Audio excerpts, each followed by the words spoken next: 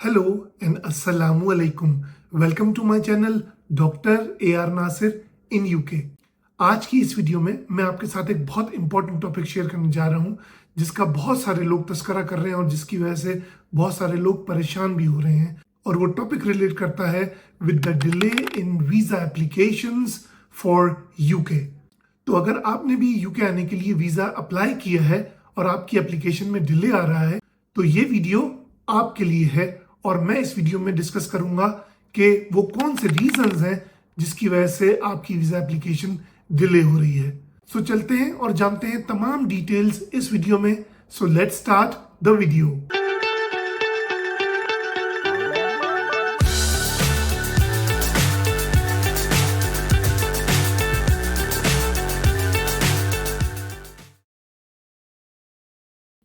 Welcome back everyone. I hope कि आप सब बिल्कुल खैरियत से होंगे, ठीक ठाक होंगे and you are enjoying your life. वो तमाम लोग जो इस चैनल पे नए हैं और मुझे पहली बार देख रहे हैं, मैं उनको बताता चलूं कि my name is doctor Abdurrahman Nasir and I am working as a senior lecturer at a public sector university in UK. और मैं यूके आया हूं थ्रू ग्लोबल टैलेंट वीजा और मुझे ज्वाइन किया है मेरी फैमिली ने एज डिपेंडेंट मेंबर्स। सो आज की वीडियो शुरू करने से पहले मैं आप सबसे रिक्वेस्ट करता हूं कि प्लीज सब्सक्राइब माय चैनल ताकि मैं आपके लिए मजीद इंफॉर्मेटिव और नॉलेजेबल कंटेंट बनाता रहूं और आपके साथ ये इंफॉर्मेशन शेयर करता रहूं। सो चलते हैं वापस अपनी इस वीडियो के टॉपिक की तरफ जिसके अंदर हमें बात करनी है about the reasons for delay in visa applications for UK. वो तमाम लोग जिन्होंने यूके आने के लिए किसी भी वीजा कैटेगरी के अंदर अपनी वीजा एप्लीकेशन सबमिट कराई है to the UK visa and immigration office, उन सब में बहुत ज्यादा परेशानी पाई जा रही है as of now in the month of January 2024। और वो परेशान हो रहे हैं क्योंकि उनके केसेस हो रहे हैं डिले और ऐसे तमाम केसेस जहां पर कुछ ही दिनों में वीजा एप्लीकेशन अप्रूव होके आ जाया करती थी, अब उनको काफी ज्यादा टाइम लग रहा है। सो आज की इस वीडियो में आपको बताऊंगा कि what are the possible reasons जिनकी वजह से वीजा की एप्लीकेशंस में डिले आ रहा है और वो कौन से रीजंस हैं जिनकी वजह से आपको परेशान होने की जरूरत नहीं है।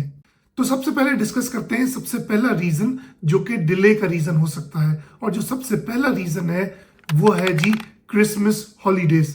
आप सोच रहे होंगे कि we are actually watching this video in the last 10 days of January 2024 और क्रिसमस तो लास्ट दिसंबर में थी और इसको तकरीबन एक महीना हो चुका है। सो एक्चुअली होता ये है कि normally in the Christmas season जो कि अलॉटेड हॉलीडेज होती हैं यहाँ पे बाय द गवर्नमेंट, उसके ओवर एंड अबव भी कल्चर होता है कि लोग यहाँ पर छुट्टी लेते हैं, हॉलीडेज लेते हैं, अपना टाइम ऑफ लेते हैं फ्रॉम देयर वर्किंग आवर्स और वो अपनी फैमिलीज को ज्वाइन करते हैं इन द क्रिसमस। और वो किसी खास डिस्टेंस को ट्रेवल करके अपने डियर वंस को और लव्ड वंस को ज्वाइन करते हैं, जिसकी वजह से वो नॉर्मली एक बड़े स्पैन का हॉलीडे लेते हैं।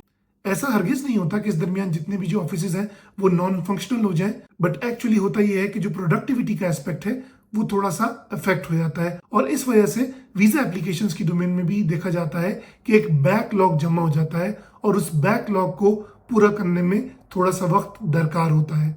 Normally during the first 2 weeks ये बैकलॉग खत्म कर दिया जाता है और तमाम जो एप्लीकेशंस हैं उनको प्रोसेस कर दिया जाता है। बट यहां मैं बात करूंगा सेकंड रीजन की जो कि इस बैकलॉग को बड़ा करने की वजह बन सकती है और वो है the lower fees of immigration health surcharge, जिसके अंदर 66% इंक्रीज देखा जाएगा आफ्टर जनवरी 2024। सो ये भी एक वजह है जिसकी वजह से वो तमाम लोग जो यूके आना चाहते हैं और पहले से यूके में मौजूद हैं, वो तमाम लोग अपनी applications before the end of January 2024 submit करवा रहे हैं ताकि उनको कम कॉस्ट पे करनी पड़े with regard to the immigration health surcharge. और इस वजह से भी एक बहुत बड़ा बैकलॉग देखा जा रहा है क्योंकि बहुत ज्यादा वीजा कैटेगरीज यूके आने के लिए ऐसी हैं जिनके अंदर आपको इमिग्रेशन हेल्थ सरचार्ज पे करना पड़ता है। अगर हम बात करें स्किल वर्कर वीजा की, अगर हम बात करें स्टूडेंट वीजा की, अगर हम बात करें डिपेंडेंट्स की, चाहे वो स्किल वर्कर वीजा के लिए हो या स्टूडेंट्स के लिए हो या किसी और वीजा कैटेगरी के डिपेंडेंट्स के लिए हो, सो उन सब के लिए इमिग्रेशन हेल्थ सरचार्ज पे करना जरूरी होता है पर ईयर पर पर्सन। और अगर वो तमाम लोग अपनी वीजा एप्लीकेशंस जनवरी 2024 के एंड से पहले सबमिट करवा लेंगे सो उनको कम फीस देनी पड़ेगी with regard to the immigration health surcharge. So जाहिर सी बात है कि तमाम एप्लीकेंट्स ये चाहेंगे कि वो कम फीस पे करें with regard to the immigration health surcharge, और ये एक बहुत बड़ी वजह हो सकती है जिसकी वजह से जो नंबर ऑफ वीजा एप्लीकेशंस है वो बहुत ज्यादा सबमिट हो गई हो और एक बहुत बड़ा बैकलॉग बन गया हो during the Christmas and new year season. पर यहां मैं आप सबको बताता चलूं कि प्लीज डोंट पैनिक, बिल्कुल भी परेशान होने की जरूरत नहीं है आपको, क्योंकि आपकी वीजा एप्लीकेशन अगर सही तरह से सबमिट हुई है सो वो जरूर प्रोसेस कर दी जाएगी।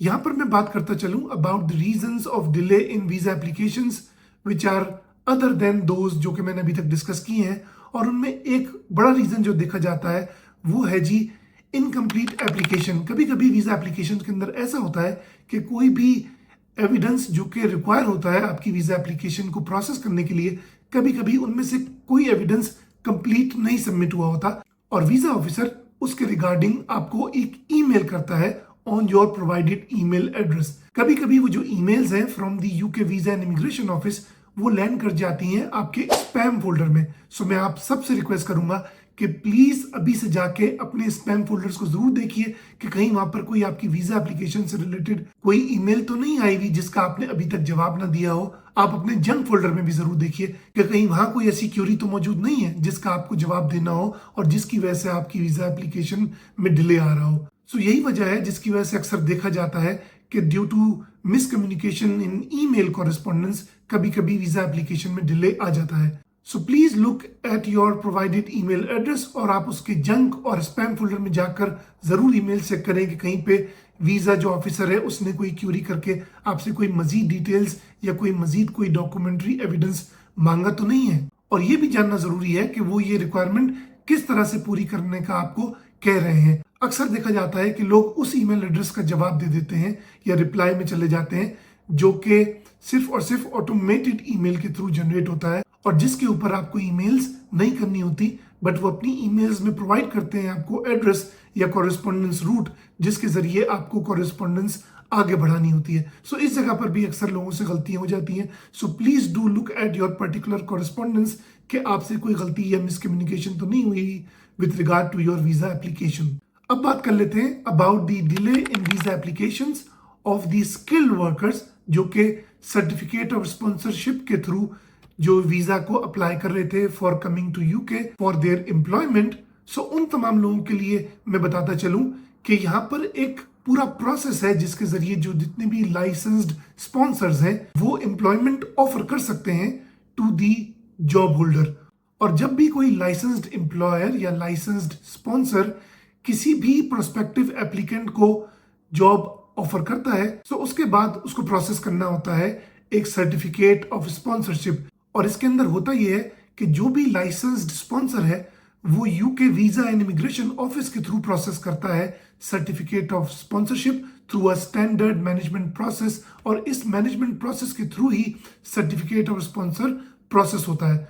नॉर्मली जो वीजा अथॉरिटीज है वो इन एप्लीकेशंस को सर्टिफिकेट ऑफ स्पॉन्सर के नॉर्मली 1 वर्किंग डे में प्रोसेस कर देती हैं, बट कभी कभी देखा जाता है कि due to checking of certain factual requirements इस प्रोसेस के अंदर भी डिले आ जाता है from either the licensed sponsor या UK visa and immigration office, और इस वजह से आपके इस वीजा कैटेगरी में भी थोड़ा सा डिले आ सकता है। लेकिन यहां पर मैं आप सबको बता दूं जिन्होंने यूके आने के लिए किसी भी वीजा कैटेगरी के थ्रू अप्लाई किया है, आपको किसी भी तरह से परेशानी की जरूरत नहीं है, क्योंकि normally December January is the season जिसके अंदर हमेशा वीजा एप्लीकेशंस का बैकलॉग बन जाता है और by the end of January normally ये तमाम बैकलॉग खत्म हो जाता है। अगर आपको इस वीडियो के जरिए थोड़ी सी भी तसल्ली पहुंची है या इस वीडियो के जरिए आपकी नॉलेज में इजाफा हुआ है सो मैं आपसे रिक्वेस्ट करूंगा कि please like this video and please share this video ताकि वो तमाम लोग जो इस वजह से परेशान है कि उनके वीजा एप्लीकेशंस अभी तक प्रोसेस नहीं हुई उन तक भी ये वीडियो पहुंच जाए और उनकी भी टेंशन में कमी आ जाए। I would again request to please subscribe my channel because that will be the biggest motivation I can get from your side. मिलते हैं अगली किसी नॉलेजेबल वीडियो में। अपना बहुत ख्याल रखिए। अस्सलाम वालेकुम। May peace be upon you.